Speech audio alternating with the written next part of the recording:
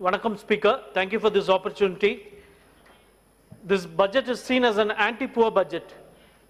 It is because of Menegra schemes which have been going to the accounts of the poorest of the poor.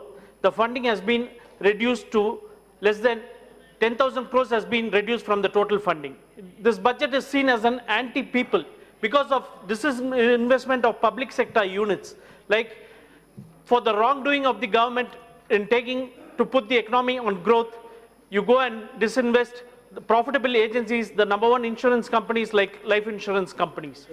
This government is seen as this budget is seen as an anti-farmers interest because it doesn't address the distress of the farmers. There's nothing mentioned about the farmers' loan waiver. This budget is seen as an anti-Swachh Bharat because the amount of funds that are given are not implemented well. For example, in Uttar Pradesh, 540 crores was funded to sanctioning of 45 lakh toilets. But miraculously, the 45 lakh toilets have disappeared. This budget is seen as an anti-social justice budget because when the government says they want to bring in education, Asian and African students from outside and give studies over here, what about the girl students? The finance minister has proudly told that we have an enrollment of more girls in the primary education of more than 90%. But when it comes to the higher secondary, we have less than 40%. How are we going to address this issue? This government is seen as an anti-development government because the 10 railway schemes have been sanctioned in Tamil Nadu, but the total amount given for those 10 schemes is just rupees 10,000. That is rupees 1,000 per scheme.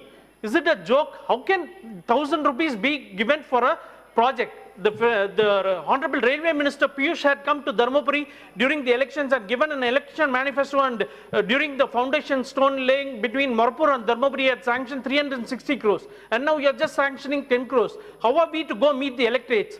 I humbly request the Finance Minister and the Railway Minister to release the funds for the functioning of Morpur Dharmapuri lane. And this budget is also seen as an anti-Tamil and anti-Tamil Nadu because when they mention about the Keeladi, the archaeological sites are not given importance, where the carbon dating of the Tamil language has been dated as the oldest and classical language of more than 2,600 years. But nothing has been done to even give a small mention about Keeladi because it establishes the credibility of Tamil, which is the oldest living language, oldest language in the world.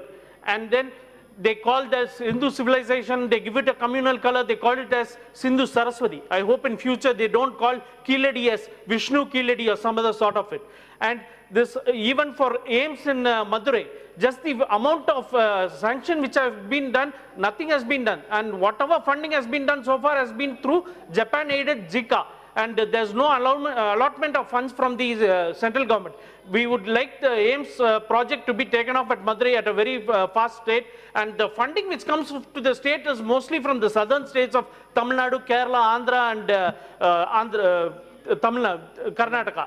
So this money which goes to the center, but the funding after the return which comes back to the state is a very meager amount, and there's always a stepmotherly treatment of funding towards the southern states. I hope this will be taken care of. And to conclude, sir, saying that I don't know from where the finance minister derives the figures and the numbers from to make up this sort of thing. They say a 10% GDP. I don't know what limits them to just bring it to a 10% GDP. You can't even bring it to a 20% GDP because anyway the numbers are not going to be reachable. So I don't know why you all restrict to that. Thank you. Thank you very much. Honorable